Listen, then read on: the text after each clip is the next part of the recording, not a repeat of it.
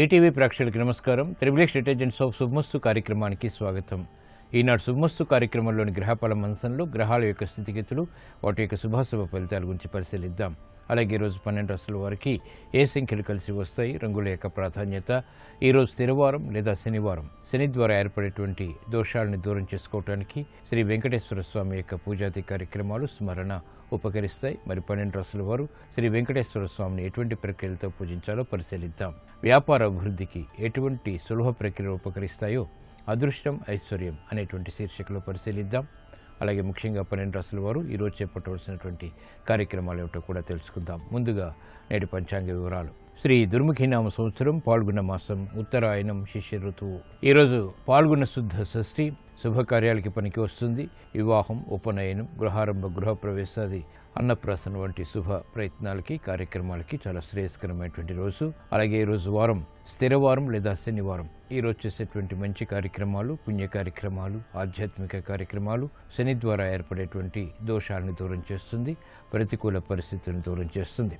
ఈరోజు చేసేటువంటి అన్నదానం, వస్త్రదానం, శని జపం, నువ్వుల దానం ఇత్యాది కార్యక్రమాలన్నీ కూడా శని ద్వారా ఏర్పడేటువంటి ఈతి బాధల్ని కనుమరుగ చేస్తుంది. ముఖ్యంగా ఏలినాటి శని, అష్టమ శని, అర్ధాష్టమ శని గోచారీత్యా నడుస్తున్నటువంటి వారికి ఈ ప్రక్రియలు బాగా ఉపకరిస్తాయి. అలాగే శని యొక్క మహాదశ లేదా అంతర్దశ నడుస్తున్నటువంటి వారికి అది ప్రతికూలంగా ఉన్నప్పుడు ఇటువంటి ప్రక్రియలన్నీ కూడా చక్కటి అనుకూలతకి దోహదపడతాయి. ఈరోజు నక్షత్రం కృతికా నక్షత్రం. ఈ నక్షత్రంలో ఈరోజు పుట్టేటువంటి వారికి ఏ పాదంలో పుట్టినప్పటికీ కూడా సామాన్య దోషం, సామాన్య శాంతి తప్పనిసరి. ఈ తర్వాత వచ్చేటువంటి రోహిణి నక్షత్రంలో పుట్టేటువంటి వారికి ప్రబల శాంతి తప్పనిసరి. కృతికా నక్షత్రంలో ఈరోజు పుట్టేటువంటి వారికి రవి యొక్క మహాదశతోటి ప్రారంభమవుతుంది. ప్రస్తుతం రవి యొక్క స్థితి కుంభక్షేత్ర స్థితి, కేతువు యొక్క యుతి ఉంది కాబట్టి ఇది ఆకస్మిక ప్రతికూలతని ఆరోగ్యపరంగా కలిగిస్తుంది. ఈ దోష నివృత్తికి ఏకాదశ పూర్వక రుద్రాభిషేకం, అలాగే సూర్య జపం, సూర్య నమస్కారాలు ఉపకరిస్తాయి. ఈరోజు స్థిరవారం లేదా శనివారం. శని యొక్క ఈతి బాధల్ని దూరం చేసుకోవాలంటే శ్రీ వెంకటేశ్వర స్వామి యొక్క స్మరణ, దర్శనం, పూజాది కార్యక్రమాలు ఉపకరిస్తాయి. ఇప్పుడు శుభమస్తు వీక్షిస్తున్నటువంటి ప్రేక్షకులందరికీ శ్రీ వెంకటేశ్వర స్వామి యొక్క అనుగ్రహం, కటాక్షం కలగాలని ప్రార్థిద్దాం.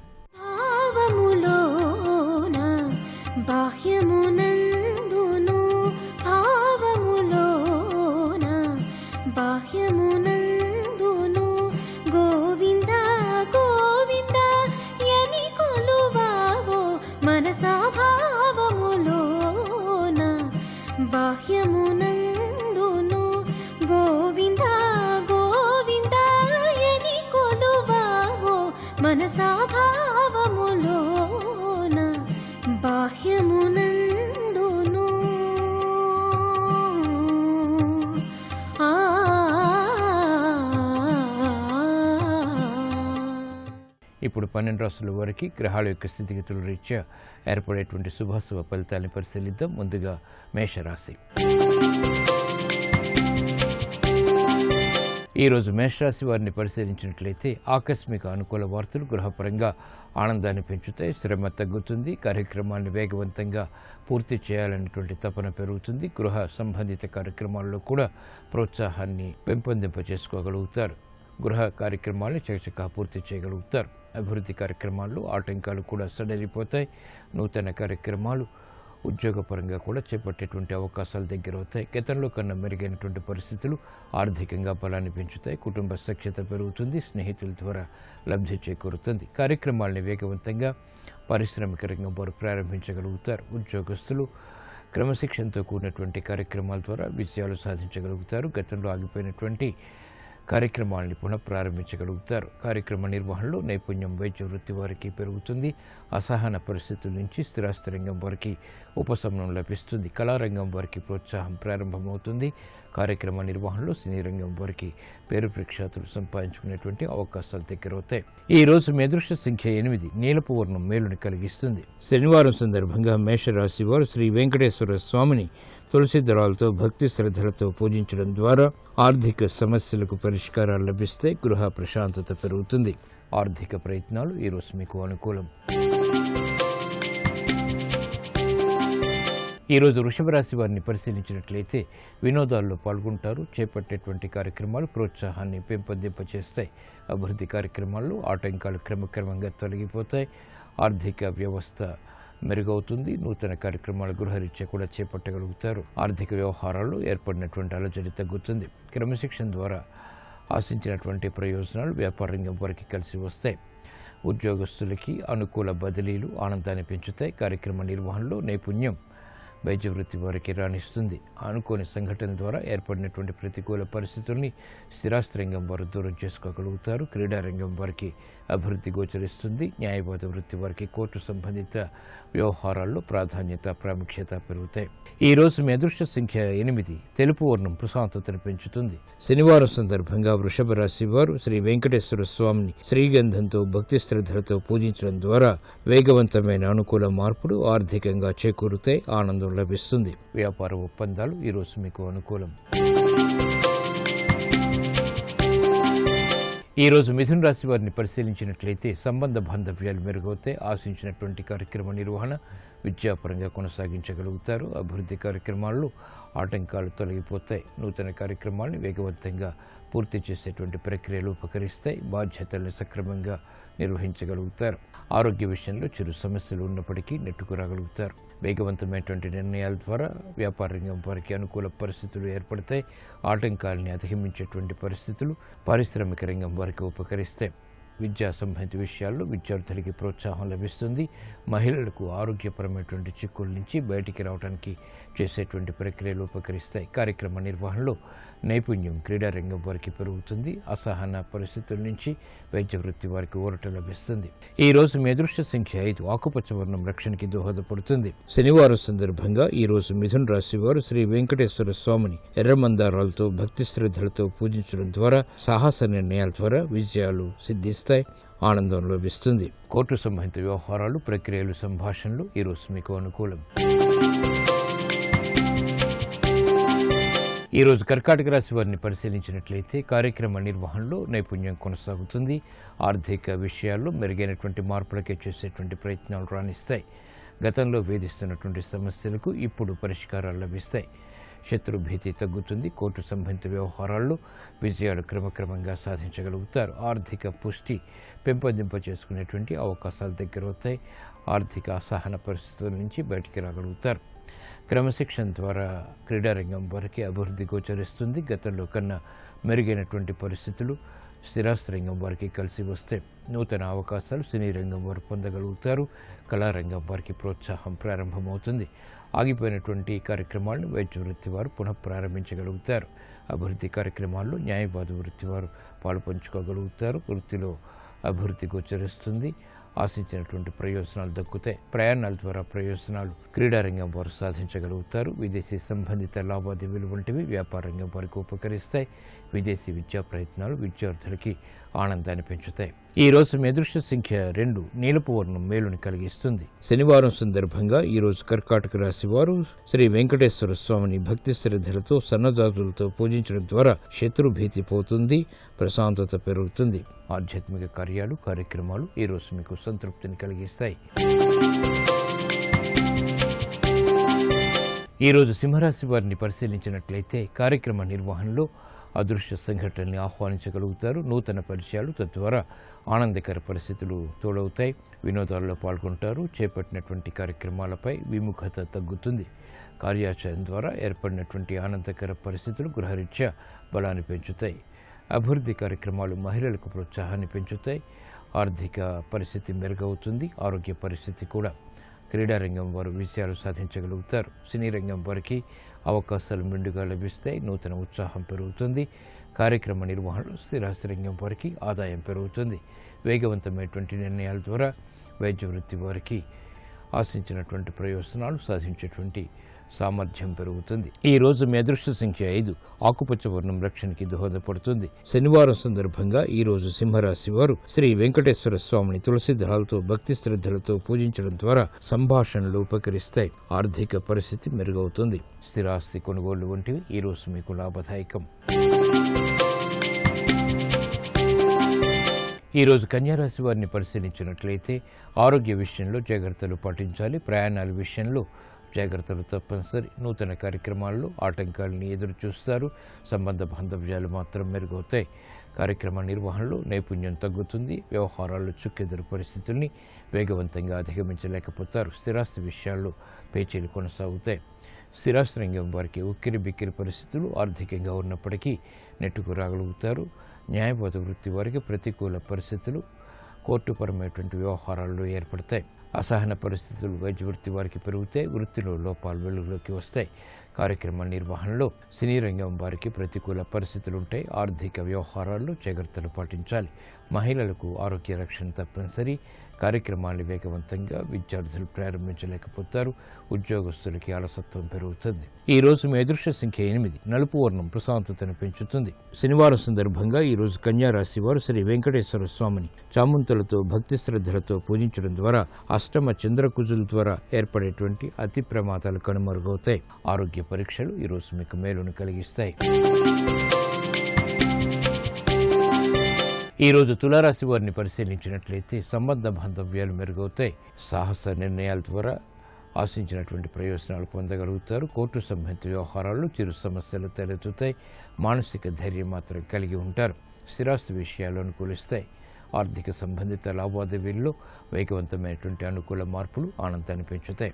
సోదర ప్రేమ లభిస్తుంది. సోదరుల అభివృద్ధి ఆనందాన్ని కలిగిస్తుంది.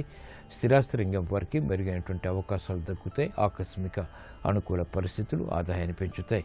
నూతన బాధ్యతలు ఉద్యోగస్తులు పెరుగుతాయి. అయినప్పటికీ సక్రమ నిర్వహణ కొనసాగించగలుగుతారు. వ్యాపార అభివృద్ధి వ్యాపార రంగం వారికి కొనసాగుతుంది. క్రమశిక్షణతో కూడినటువంటి కార్యక్రమాలు విద్యార్థులకు ఉపకరిస్తాయి. న్యాయవాద వృత్తి వారికి అభివృద్ధి గోచరిస్తుంది. ప్రాధాన్యత పెరుగుతుంది. కార్యక్రమాలను వేగవంతంగా సినీ రంగం వారు ప్రారంభించగలుగుతారు. సాఫ్ట్వేర్ రంగం వారికి అనుకూల పరిస్థితులు ఆర్థికంగా కొనసాగుతాయి. ఈ రోజు మీ అదృష్ట సంఖ్య 8. నలుపు వర్ణం ప్రశాంతతను పెంచుతుంది. శనివారం సందర్భంగా ఈ రోజు తులారాశి వారు శ్రీ వెంకటేశ్వర స్వామిని కనకాంబరాలతో భక్తి శ్రద్ధలతో పూజించడం ద్వారా స్థిరాస్తి వ్యవహారాలు కలిసి వస్తాయి. ఆర్థిక లావాదేవీలు సంభాషణలు ప్రక్రియలు ఈ రోజు మీకు అనుకూలం. ఈ రోజు వృశ్చిక రాశి వారిని పరిశీలించినట్లయితే వ్యవహారాల్లో ప్రతికూల పరిస్థితుల్ని అనుకూలంగా మరల్చుకోగలుగుతారు. ఆర్థిక సంబంధిత లావాదేవీలు కలిసి వస్తాయి. లాభదాయకమైనటువంటి కార్యక్రమాలు ఉద్యోగపరంగా లాభిస్తాయి. సునాయాస విజయాలకే చేసేటువంటి ప్రయత్నాలు లాభిస్తాయి. కార్యక్రమ నిర్వహణలో ఏకాగ్రత పెరుగుతుంది. విద్యా సంబంధిత విషయాల్లో కూడా అనుకూల పరిస్థితులు ఉంటాయి. శ్రమ అధికంగా ఉన్నప్పటికీ ఆశించినటువంటి ప్రయోజనాల్ని ఆలస్యంగానైనా పొందగలుగుతారు. అభివృద్ధి వ్యాపార రంగం వారికి కొనసాగుతుంది. ఆర్థిక వ్యయాన్ని నియంత్రించగలుగుతారు. నూతన కార్యక్రమాలు వ్యాపార రంగం వారికి ప్రోత్సాహాన్ని పెంచుతాయి. విద్యా సంబంధిత విషయాల్లో విద్యార్థులకి అనుకూల పరిస్థితులు ఉంటాయి. నూతన కార్యక్రమాలు వ్యాపార రంగం వారు ప్రారంభించగలుగుతారు. స్థిరాస్తి రంగం వారికి కూడా ప్రయత్నపూర్వకంగా విజయాలు సాధించేటువంటి అవకాశాలు ఏర్పడతాయి. సినీ రంగం వారికి ఆశించినటువంటి కార్యక్రమ నిర్వహణ ద్వారా ఆదాయం పెరుగుతుంది. న్యాయవాద వృత్తి వారు జాగ్రత్తతో కూడినటువంటి నిర్ణయాల ద్వారా మాత్రమే విజయాలు సాధించగలుగుతారు. ఈ రోజు మీ అదృష్ట సంఖ్య 2. తెలుపు వర్ణం ప్రశాంతతను పెంచుతుంది. శనివారం సందర్భంగా ఈ రోజు వృశ్చిక రాశి వారు శ్రీ వెంకటేశ్వర స్వామిని పారిజాతాలతో భక్తి శ్రద్ధలతో పూజించడం ద్వారా కోర్టు సంబంధిత వ్యవహారాల్లో విజయాలు సాధించగలుగుతారు. నూతన వ్యాపార ఒప్పందాలు ఈ రోజు మీకు అనుకూలం. ఈ రోజు ధనుసు రాశి వారిని పరిశీలించినట్లయితే పిల్లల అభివృద్ధి ఆనందాన్ని కలిగిస్తుంది. నూతన కార్యక్రమాలని వేగవంతంగా ప్రారంభించగలుగుతారు. వాహన సౌఖ్యం కొనసాగుతుంది. విద్యా సంబంధిత విదేశీ ప్రయత్నాలు వంటివి లాభిస్తాయి. మానసిక వేదనలు ఉన్నప్పటికీ వాటిని ఎదుర్కొనేటువంటి శక్తి సామర్థ్యాలు కూడా పొందగలుగుతారు. ఆర్థిక వ్యవహారాల్లో ఆచితూచి వ్యవహరించాలి. నూతన బాధ్యతలు పారిశ్రామిక రంగం వారికి పెరుగుతాయి. వ్యాపార రంగం వారికి శ్రమ అధికమవుతుంది. సినీ రంగం వారికి పునఃప్రయత్నాల ద్వారా మాత్రమే విజయాలు సిద్ధిస్తాయి. మిత్రుల ద్వారా ఏర్పడినటువంటి ప్రతికూలత ప్రబలమవుతుంది. కార్యక్రమ నిర్వహణలో క్రీడారంగం వారికి అపశృతులు ఉన్నప్పటికీ అంతిమ విజయాలు ప్రయత్నపూర్వకంగా సాధించగలుగుతారు. క్రమశిక్షణ విద్యార్థులకి తప్పనిసరి. ఉద్యోగస్తులకి చిరు సమస్యలు చోటు చేసుకుంటే అయినప్పటికీ పరిష్కరింపబడతాయి.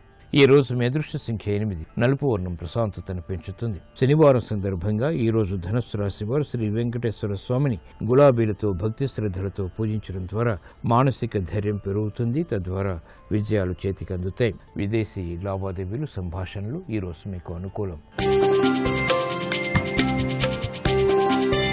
ఈరోజు మకర రాశి వారిని పరిశీలించినట్లయితే కార్యక్రమాలను వేగవంతంగా పూర్తి చేయగలుగుతారు. ప్రయాణాల ద్వారా ప్రయోజనాలు సాధించగలుగుతారు.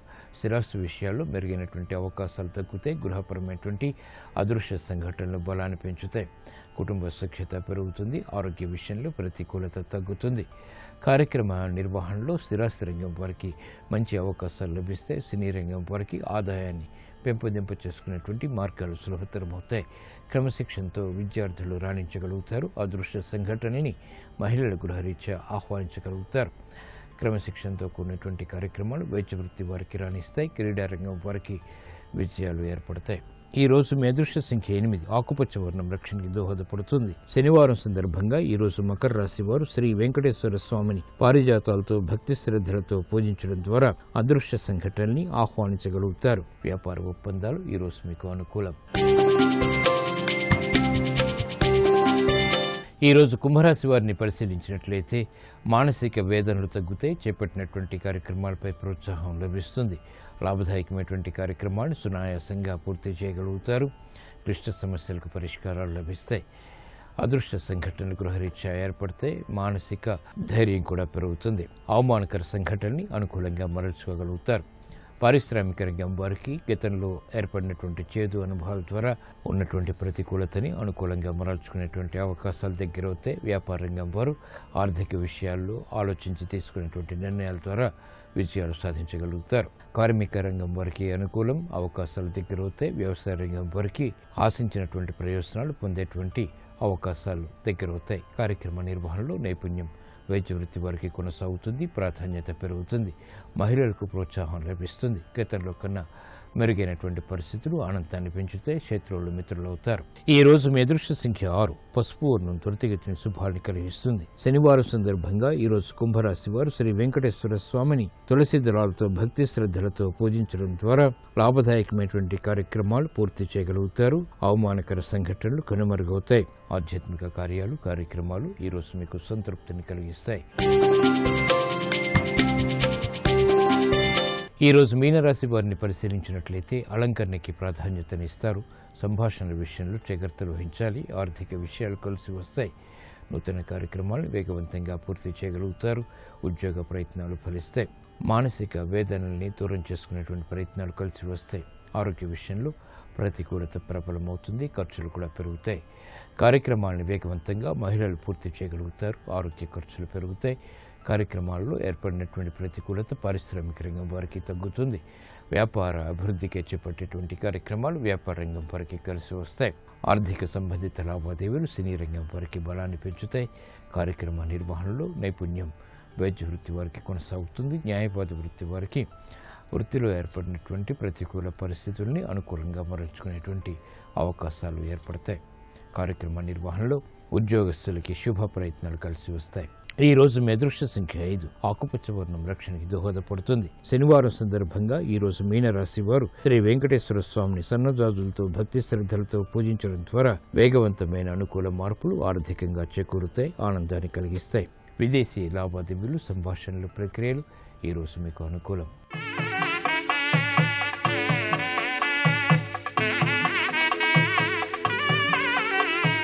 వ్యాపారంలో వేగవంతమైనటువంటి అభివృద్ధి సాధించడానికి, అదృష్టాన్ని ఐశ్వర్యాన్ని పెంపొందింప చేసుకోవటానికి బుధవారం నాడు శ్రీ మహావిష్ణువుని లేదా శ్రీ వెంకటేశ్వర స్వామిని తప్పనిసరిగా శ్రద్ధాభక్తులతో పూజించాలి. వీరిని పూజించేటువంటి విధానంలో దిక్కులు కూడా ప్రాధాన్యతని కలిగి ఉంటాయి.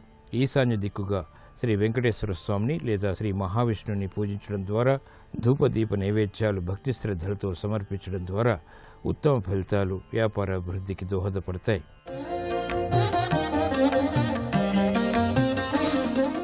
దీపారాధనకు ఆవు నెయ్యి చాలా శ్రేష్టం. అయితే గ్రహ దోషాలు తొలగటానికి నువ్వుల నూనె మంచిది. కొబ్బరి నూనె, వేరుశనగ నూనె దీపారాధనకి వాడరాదు.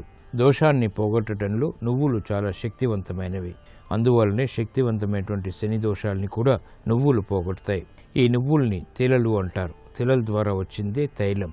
నువ్వుల నూనెతో దీపారాధన చేస్తే ఆ వ్యక్తి యొక్క సమస్త దోషాలు దూరమవుతాయి. ప్రశాంతత పెరుగుతుంది.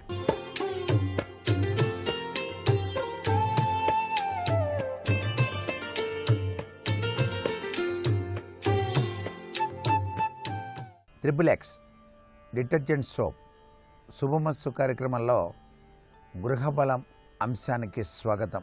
సహజసిద్ధంగా దిష్టి దోష ప్రక్రియ అనేటువంటిది ప్రతి వ్యక్తికి, ప్రతి గృహానికి జరుగుతూనే ఉంటుంది. బాగా సంపాదిస్తే చూసి ఓర్వలేని వాళ్ళు ఆ దిష్టి దోష ప్రభావం వలన ఆ ఇంట్లో ఉండేటువంటి వ్యక్తులకు అనారోగ్య లక్షణాలు సంభవించడానికి ఆస్కారం ఉంటుంది. ఈ యొక్క దిష్టి ప్రభావం నుంచి మనం బయటపడటానికి అవలంబించవలసినటువంటి సూత్ర ప్రాతిపదికలు మహర్షులు చాలా చక్కగా తెలియజేశారు. శనివారం నాడు నల్ల రంగు దారాన్ని ఆ వ్యక్తి యొక్క ఎత్తుకు 7 రెట్లు తీసుకొని తలపై నుంచి కిందికి 21 మార్లు అలా దిగదొడవాలి. ఆ దారాన్ని రావి చెట్టు దగ్గరికి వెళ్ళి చుట్టి స్వస్థత కోసం ప్రార్థన చేసి కాళ్ళు కడుక్కొని ఇంట్లోకి రావాలి. ఇలా గనక చేసినట్లయితే దిష్టిదోష ప్రభావరీత్యా సంభవించినటువంటి ఆ యొక్క అనారోగ్య లక్షణం పటాపంచలై తొలగిపోతుంది. పసిపిల్లలు రాత్రి సమయాల్లో దరుచుకుంటున్నా లేక తరచూ జబ్బు పడుతున్నా మంగళవారం నాడు అష్టధాతువులతో కడియం చేయించి రోగ విముక్తికై మనసులో ప్రార్థించి పిల్లవానికి తొడగాలి. స్వస్థత చేకూరుతుంది. అష్టధాతువులతో కడియం చిన్నది తయారు చేసి ఆ పిల్లవానికి వేయాలి. పిల్లవాడు నిద్రలో దడుచుకుంటూ ఉన్నట్లయితే తల దగ్గర 3 నెమలి పించాలను ఉంచండి. ఆ దడుచుకోవటం అనేటువంటిది తొలగిపోవటానికి ఆస్కారం ఎక్కువగా కనిపిస్తుంది. పిల్లవాడు నిష్కారణంగా ఎప్పుడూ ఏడుస్తూ గనక ఉన్నట్లయితే ఒక కాగితంలో కొంచెం గంధం, ఉప్పు, చల్లించక వచ్చే తవుడు, 7 ఎండుమిరపకాయలు, చీపిరి పుల్ల కలిపి పొట్లం కట్టి అలా దిష్టి తీసి పొయ్యిలో పడేయాలి. ఆ దిష్టి దోషం మొత్తం పటాపంచలైపోతుంది.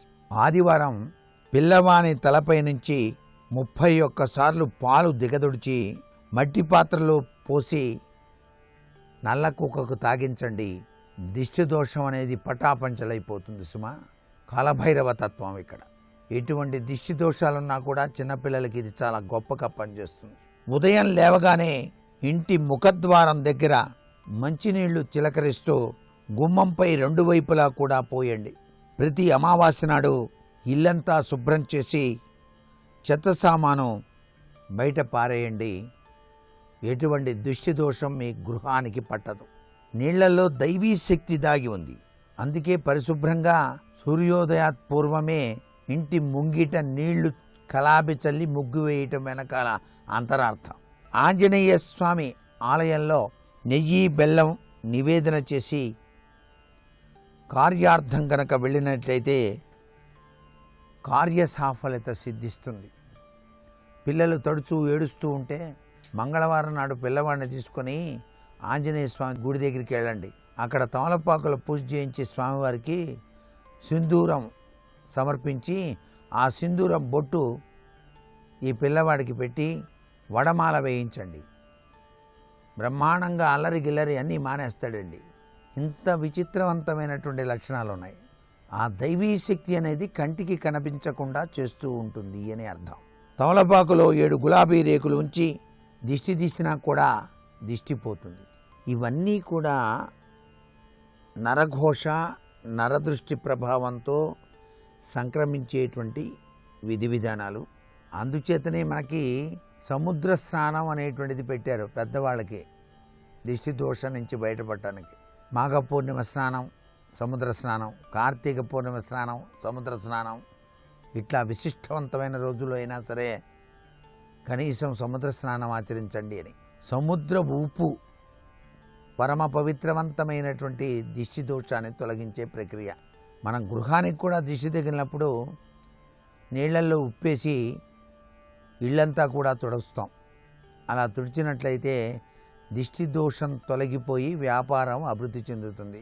గుమ్మడికాయ కుళ్ళిపోతోంది, 3 రోజులకోసారి కొత్త తెచ్చిపెట్టిన అటువంటి సమయంలో బాగా దిష్టి ఉన్నట్టు లెక్క.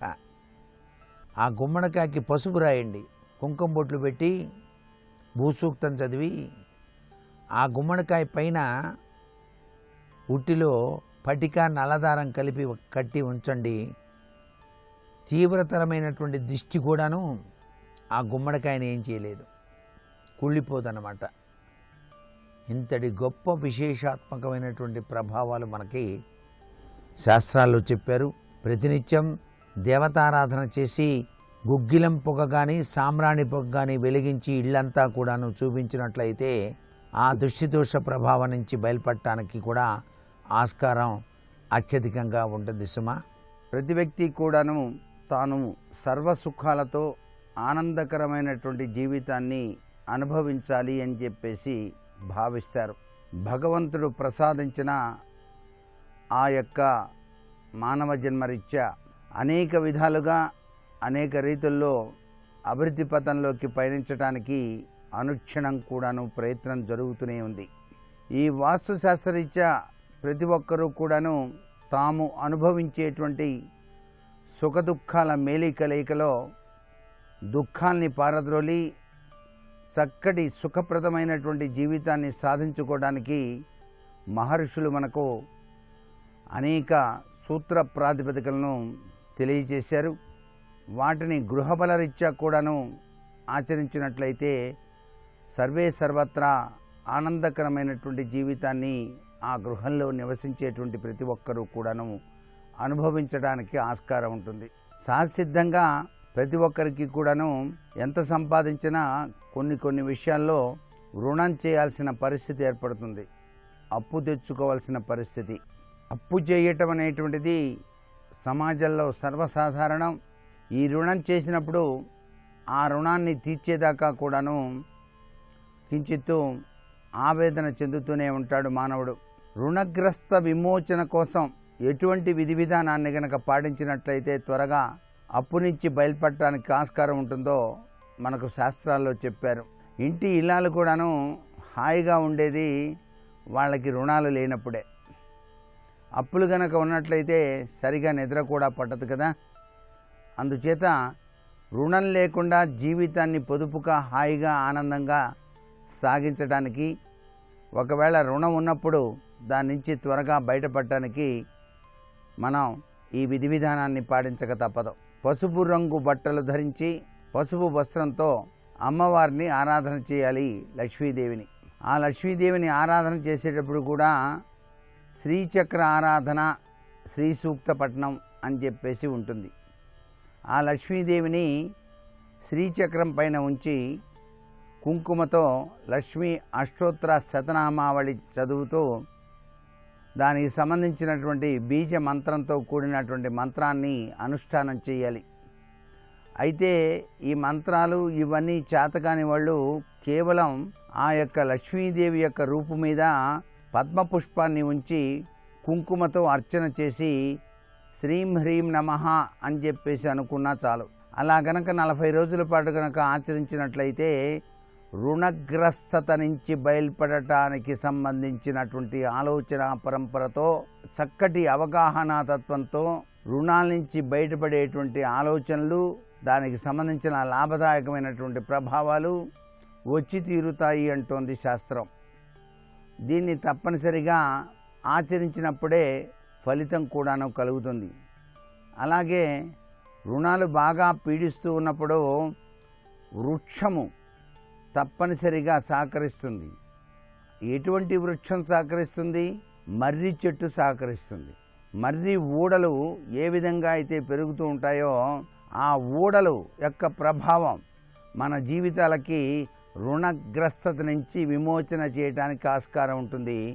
ఆదివారం నాడు మర్రి చెట్టు దగ్గరికి వెళ్ళి ఆవు పాలు పోయండి. అలా ఆవు పాలు పోసి ఎక్కడైతే పోసారో ఆ యొక్క మట్టిని మర్నాడు సోమవారం నాడు తీసుకొచ్చి దాంట్లో గంధం, కుంకుమ, చందనం, కస్తూరి కలిపి నుదుట బొట్టుగా ధరించండి. ఇలా ఎవరైతే చేస్తారో త్వరగా రుణగ్రస్తత నుంచి బయలుపడేందుకు వీలైనటువంటి అవకాశాలు చాలా చక్కగా వస్తాయి. రుణాలు తీర్చుకోవాలంటే కష్టపడాలి కదా, ఆ కష్టపడడానికి అవకాశాలు రావాలి కదా. ఆ అవకాశాలు రావడానికి ఇది సహకరిస్తుంది. అలా తెలియకుండానే మంచి అవకాశం వచ్చిందనుకోండి, వెంటనే రుణాల నుంచి బయటపడడానికి ఆస్కారం ఉంటుంది. ఇది చాలా చక్కటి యోగవంతమైనటువంటి లక్షణంగా మనం గుర్తెరిగి దాన్ని ఆచరించుకోవచ్చు. అలాగే మనకి గోమతి చక్రాలు అని చెప్పేసి ఉన్నాయి. గోమతి చక్రాలని తప్పనిసరిగా ఒక కుంకుమ భండలో పెట్టి ఆ కుంకుమ పోసి ఆ గోమతి చక్రాన్ని మూసివేయాలి. మూసివేసిన తర్వాత దానిపైన నిత్యం కూడాను ఎరుపు రంగు పుష్పాన్ని నుంచి లక్ష్మీదేవి యొక్క అష్టోత్తర నామావళి చదవాలి. ఇలా గనక చదివినట్లయితే తప్పనిసరిగా లక్ష్మీదేవి యొక్క అనుగ్రహంతో మనకు మంచి అవకాశాలు వచ్చి రుణగ్రస్తత నుంచి బయలుపడటానికి ఆస్కారం ఉంటుంది. వాస్తుశాస్త్రరీత్యా కూడాను 3 కాళ్ళ కప్ప అని చెప్పేసి ఉంటుందండి బొమ్మ. ఆ 3 కాళ్ళ కప్పకు నోరు తెరిచి ఉంటుంది. దాంట్లో 3 నాణేలు కనుక పెట్టి మీ ఇంటి వైపుగా వస్తున్నట్టుగా కనుక పెట్టినట్లయితే గృహద్వారం వద్ద ధనయోగం సిద్ధింపచేసుకోవడానికి ఆస్కారం ఉంటుంది. అలాగే తెల్ల జిల్లేడు వేరు, ఈ తెల్ల జిల్లేడు వేరు తెచ్చి శుభ్రంగా కడిగి ఎర్రని నూతన వస్త్రం పైన ఉంచి గణపతి పూజ ఏ విధంగా అయితే చేస్తామో ఆ వేరుకి ఆ గణపతి పూజ చేయాలి పసుపు కుంకుమతో. ఆ గణపతికి ప్రీతివంతమైనది ఏంటి? ఎరుపు రంగు పుష్పం, అలాగే తెల్ల జిల్లేడు పుష్పం. వీటినన్నింటినీ వేస్తూ ఓం గజానాయ నమః గణాధ్యక్షాయ నమః అంటూ గణపతి ఆరాధన చేస్తాం. ఆరాధన చేసిన తర్వాత బెల్లం ముక్క కూడా నైవేద్యంగా పెట్టాలి. తెల్ల జిల్లేడు చెట్టులో నుంచి కొన్నాళ్ళు జరిగిన తర్వాత ఆ చెట్టు వేరు భాగంలో గణపతి ఆకృతి వస్తుంది అని చెప్పేసి ప్రకృతి రహస్యం.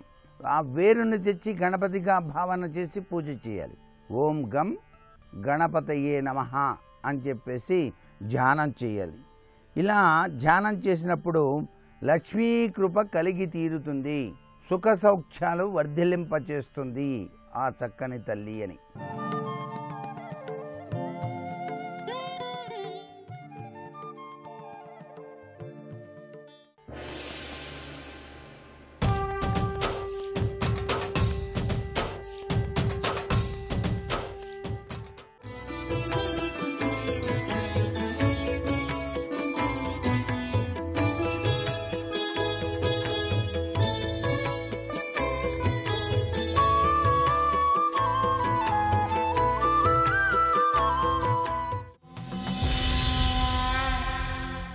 శాంతి పర్వం, అనుశాసనిక పర్వం మనం చదువుకుని మన పిల్లలకి చెప్తే ఉత్తమ పౌరులు తయారవుతారు. ఇంకింతకన్నా సివిక్ సెన్స్ అంటూ ఉంటారే పౌరధర్మాలు, ఇంకింతకన్నా ఏముంటాయి?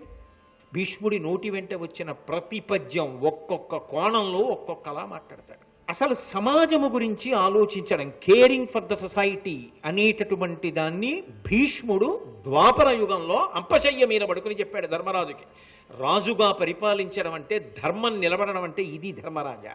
నీ ప్రజలకి ఇది అలవాటు చెయ్యి, దీని గురించి చెప్పించు, ఇవన్నీ బాగా ప్రజలకు అలవాటు పడేటట్టు చెయ్యి. అది నిజమైన అభివృద్ధి.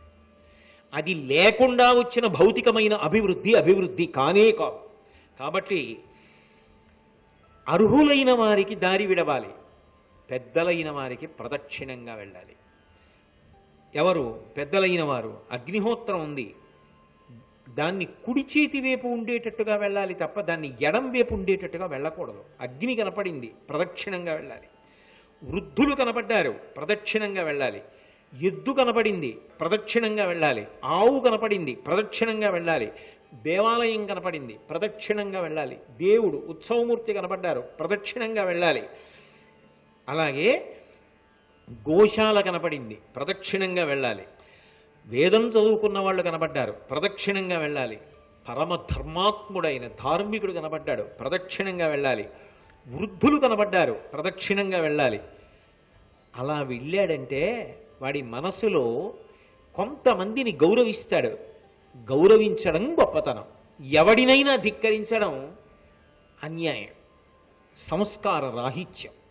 కాబట్టి అలా ఎవడు గౌరవించగలడో, అలా ఎవరు ప్రవర్తించగలడో వాడు ధర్మాత్ముడు. ఎలా మాట్లాడాడండి అసలు మహానుభావుడు! ఎన్ని విషయాలు నేర్పాడండి మనుష్యులకి. ఇది లేనప్పుడు ఎన్ని ఉపవాసాలు చేశావు, ఎన్ని తులసి దళాలెట్టుకు వెళ్ళావు, ఎన్ని మారేడు దళాలెట్టుకు వెళ్ళావు, ఎప్పుడు స్నానం చేశావు, ఎక్కడ స్నానం, ఏమి ఉపయోగం ధర్మరాజా? మనిషి మనసులో మార్పు రావాలి, సమాజం గురించి ఆలోచించాలి. అది నిజమైన ధర్మం సుమా. అప్పుడు మాట్లాడాడు సమాజ సేవ గురించి. కాబట్టి విడువరు మలమూత్రంబులర్హంబు కానిచో అధిప అతిథి భోజన శిష్టాన్న భోజులు తెరివిచ్చి తగిన వారలకు ప్రదక్షిణముగా నడపుదురు సత్య ఆజ్యవములు. ఎప్పుడు నిజమే మాట్లాడతారు. రుజుత్వం ఏది మాట్లాడారో దాన్నే పాటిస్తారు తప్ప ఒకటి చెప్పడం ఒకటి చెయ్యడం ఇంకొకటి చెప్పడం ఉండవు. సత్యము చెప్తాడు, ఏది చెప్పాడో అదే చేయడానికి ప్రయత్నిస్తాడు, అదే చేస్తాడు. అది రుజుత్వం. అలా ఉంటారు. అలాగే శరణు సొచ్చిన కాతురు. ఎంత తప్పు చేసిన వాడు కానివ్వండి, అయ్యా నన్ను క్షమించండి అన్నాడు అనుకోండి, అంతే మర్చిపోతాడు, వదిలిపెట్టేసి కౌగిలించుకుంటాడు, పరమస్నేహ భావనతో ఉంటాడు. క్షమించండి అన్నాడు అనుకోండి, అంతే, ఇక పట్టించుకోడు. అది గొప్పతనం. కాబట్టి శరణన్న వారిని కాపాడతాడు. నిజదార తృప్తులు. తన భార్య యందు అపారమైన ప్రేమ ఉన్నవాడు. గురు వినీతుడు. గురువుగారి పేరు చెప్పేటప్పటికి 2 చేతులు జోడించి నమస్కరించి గురువుగారి పేరు చెప్పేటప్పటికి నేల మీద పడిపోతాడు. గురువు అంటే అంత గౌరవం ఉన్నవాళ్ళు. అమల హృదయులు. మనసులో కల్మషం దానివల్ల పోతుంది, ఈ ఆచరణ వల్ల. ఈ కల్మషం పోయిన మనసు ఉన్నవాళ్ళు సంతోషం అరగలరు. ఇటువంటి వాళ్ళు ఎవరున్నారో వాళ్ళు సాధు పురుషులు. వాళ్ళు ఎక్కడున్నా సంతోషంగా ఉంటారు. అలాంటి వాళ్ళు ఎక్కడుంటారో అక్కడ కూడా సంతోషంగా ఉంటారు. కాబట్టి ధర్మరాజా, అటువంటి వారు సాధు పురుషులని గుర్తుపెట్టుకో. అంటే ధర్మరాజు గారు ఒక ప్రశ్న అడిగాడు. చాలా బాగుంది మీరు చెప్పింది తాత, కానీ తాతగారు ఇవన్నీ పాటించేవాళ్ళు కొంతమంది ఉన్నారు, కానీ వాళ్ళకి ఏదో రోగం వస్తూ ఉంటుందే, వాళ్ళు బాధపడుతుంటారే శారీరకంగా. అంత ధర్మం పాటించేవాడు, అంత మంచివాడు, ఆయనకి అనారోగ్యం రావడం ఏమిటి? ఆయన దగ్గర ఎక్కువ డబ్బు ఉండదు, ఆయన పెద్ద ఐశ్వర్యవంతుడై ఉండడు, ఏదో రెక్కాడితే కానీ డొక్కాడదు, అలా జీవిస్తూ ఉంటాడు. అధర్మాత్ముడు ఉంటాడు, వాడు దీర్ఘాయుర్దాయం పొందుంటాడు, వాడికి ఆరోగ్యం బాగుంటుంది, వాడు మంచి పటుత్వంతో ఉంటాడు, వాడికి చాలా డబ్బు వస్తూ ఉంటుంది. ఏమిటి తాత ఇది లోకంలో విచిత్రం? మరి ఇంత ధర్మాత్ముడు సంతోషంగా ఉండాలి కదా, మరి ఇంత ధర్మాత్ముడు అలా ఉండకపోవడం ఏమిటి? ఇది ఒకటి నాకు ఆశ్చర్యంగా ఉంది తాత. మరి ఇలాంటి వాళ్ళు చాలామంది దేశంలో బాధపడుతూ కనబడుతున్నారు. సంతోషంగా ఉన్న వాళ్ళు చాలామంది ధర్మాత్ములైన వాళ్ళు కాకుండా ఉన్నారు. ఇలా ఎందుకుంది? అప్పుడు ధర్మ ఫలితం వ్యతిరేకంగా లేదా? అంటే భీష్ముడు నవ్వాడు. నవ్వి, ఒరే నాన్న, విత్తనము లేని అంకురం ఉన్నదా అని అడిగాడు. విత్తనము భూమిలో లేకుండా అంకురం వస్తుందా?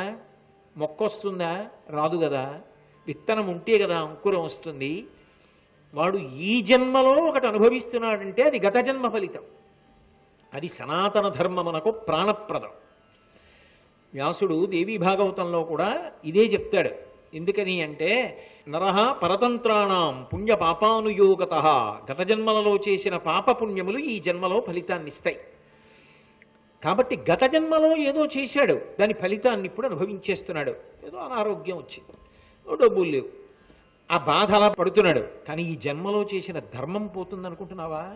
ఆయన్ని 2 రకాలుగా కాపాడుతుంది. ఒకటి, ఈ జన్మలో ఆయన ధర్మాత్ముడైన కారణం చేత ఒకానొక స్థితిలో భగవదనుగ్రహం చేత జ్ఞానం పొందాడో, ఇవన్నీ పడుతున్నది శరీరం, ఇది నేను కాదని సాక్షిగా నిలబడతాడు. ఆ స్థాయి అనుకరించేది కాదు. ఆ స్థాయిలో ఉన్నవారు దీని క్లేశము తన క్లేశం అనరిక. కాబట్టి అలా జ్ఞానమునకు వెళ్ళిపోతాడనుకోండి, అప్పుడు శరీర బాధకి సాక్షి. రామకృష్ణ పరమహంసకి వచ్చింది రాచపుండు సాక్షి. వివేకానందుడు శరీరాన్ని సాక్షిగా వదిలిపెట్టేశాడు. మహాత్ములైనటువంటి వారు తమ అనారోగ్యానికి, తమ బాధలకు తాము సాక్షిగా ఉండి దానితో తాదాత్మ్యత చెందకుండా ఇది బాధపడుతోంది అని గమనించి చిట్ట చివర ఇది పడిపోతున్నప్పుడు కూడా ఇది పడిపోతోందని తాము సాక్షిగా ఉండిపోతారు. ధర్మానుష్ఠాన బలము చేత జ్ఞానము కలిగి పునరావృత్తి రహిత శాశ్వత శివ సాయుధ్య స్థితిని పొందేస్తారు. కాబట్టి నేను నీకు ఒక మాట చెప్తాను చూడు. సాధులిందియ విభ్రాంతి సంహరింతురు, అఘము తెలిసి ప్రాయశ్చిత్తమాచరింతురు, అప్రకాశంబుగా ధర్మమాచరింతురు, అఖిల భూత దయాళుత్వం అరగలరు. సాధు పురుషులైన వాళ్ళు ఎప్పుడూ కూడా ఇంద్రియముల యొక్క విశృంఖలత్వాన్ని అరికడతారు. అలాగే పాపకర్మలేవి తెలుసుకుని ఆ పాపకర్మలు చెయ్యకుండా ఉంటారు. తాము ఏదైనా మంచి పనులు చేస్తే దాన్ని చాలా రహస్యంగా ఉంచుతారు. అడగక ముందే దానిని చెప్పరు. అడిగిన తరువాత చెప్పవలసి వస్తే తప్పకపోతేనే చెప్తారంతే. అంతేకాని అసలు తాము చేస్తున్న మంచి పనిని తాము చెప్పరు.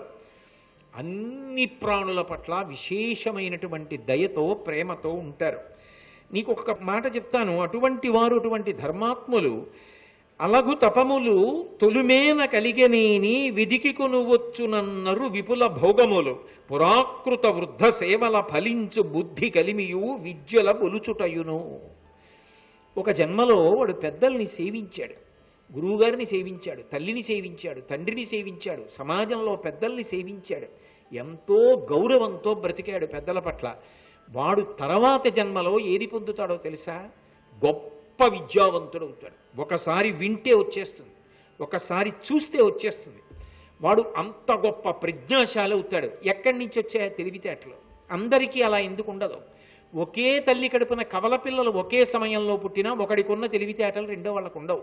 ఎందుకు ఉండవు అంటే వాడు జీవుడు గత జన్మలలో ఏది చేశాడో దాని వలన అది ప్రాప్తిస్తుంది. పెద్దల సేవ వలన వచ్చేటటువంటి ఫలితమేమి? అపారమైన తెలివితేటలు, విద్యావంతుడు అవుతాడు. అలాగే తొలిమేన అహింసారుచి కలిగిన దీర్ఘాయువందు కారణభూతంబులు భువరా ఇవి ఈ గుణములు లేమియు కీడులకును మూలంబరయన్. అహింసా ప్రవృత్తితో ఎవ్వరినీ కూడా బాధ పెట్టకుండా ఉండాలి అనేటటువంటి ప్రయత్నంతో, ఎప్పుడూ ఎవరిని బాధ పెట్టకుండా ఉండడానికే ప్రయత్నం చేస్తూ అలాగే జీవితం అంతా నియమం పాటించిన వాడు ఎవరుంటాడో వాడు తర్వాత జన్మలో అనారోగ్యం లేకుండా ఆరోగ్యంతో దీర్ఘాయుష్మంతుడవుతాడు. అహింసావ్రతం పాటించాడు గత జన్మలోని గుర్తేమి? ఈ జన్మలో దీర్ఘాయుష్మంతుడై ఆరోగ్యంతో ఉంటాడు. అందువలన వాడు ఈ జన్మలో తప్పులు చేస్తున్నా గత జన్మ ఫలితం వస్తోంది వాడికి.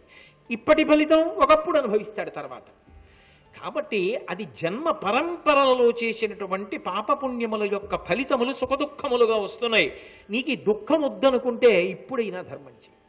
అంతేకాని ఇప్పుడు ధర్మాన్ని వదిలిపెడితే శాశ్వతంగా సుఖాన్ని ఉంచుకుంటానని మాత్రం అనలేవు, సాధ్యం కాదు. ధర్మమే శ్రీరామ రక్ష.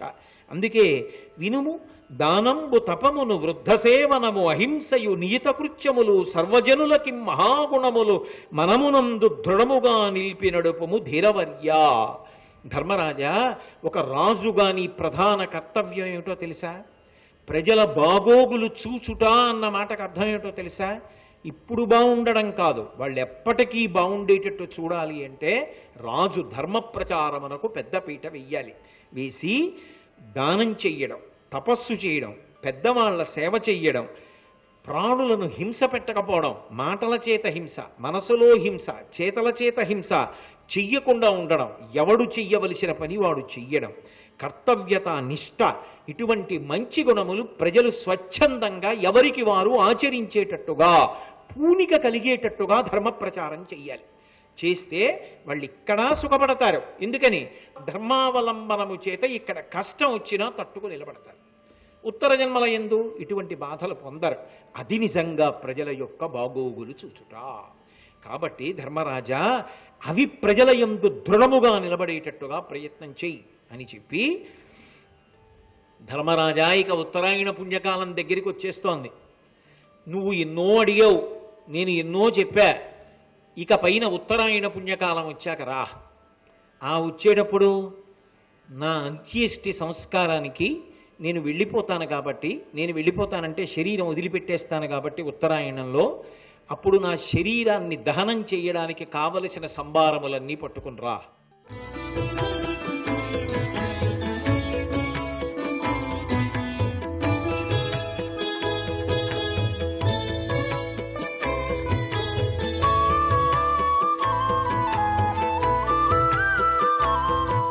సర్వం శ్రీ ఉమామహేశ్వర పరబ్రహ్మార్పణ